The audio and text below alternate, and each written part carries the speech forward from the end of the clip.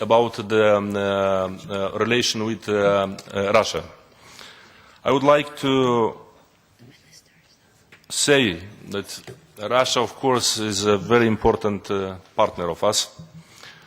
We are exporting 20% of our goods to the Russian market.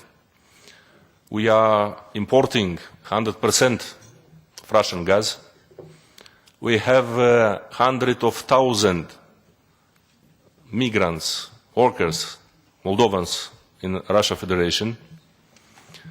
And of course, Russia is an important political actor discussing about the political Transnistrian conflict settlement.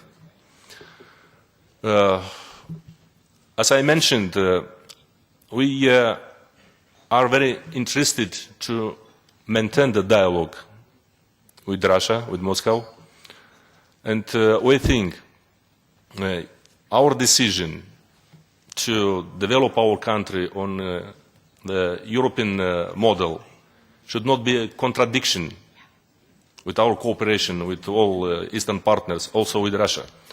And by discussing with them, they cannot disagree. I personally had discussions with my colleagues from the State Duma in Russia, and of course they cannot disagree that it is the decision of Moldova. On the other hand, we cannot be not prepared for possible negative evolutions in this year, and the fact that until now we cannot export, for example, our wines, and we lost last year more than $20 million. And we hope very much that we will not have such surprises in 2014 regarding our fresh fruits and vegetables, for example. And we are exporting 80% of fresh fruits and vegetables to the Russian market. We will continue our dialogue. Of course, there is a geopolitical competition in the region. We understand it. But we'll try to have such a constructive behavior this year. And as I mentioned, if we'll have some troubles, I hope that we'll be able to overcome this situation, and we count very much on your support, the support of the European Union. This is the situation.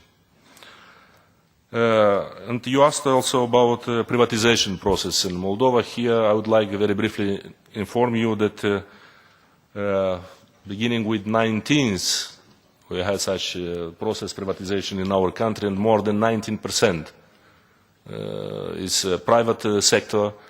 We have still some important state enterprises in Moldova, and we have now discussions.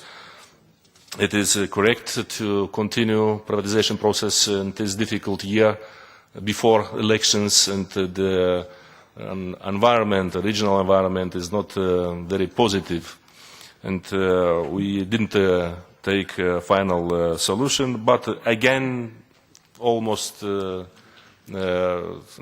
than 19% is already privatized in Moldova. And I think here Moldova is on a good way discussing about free market and so on.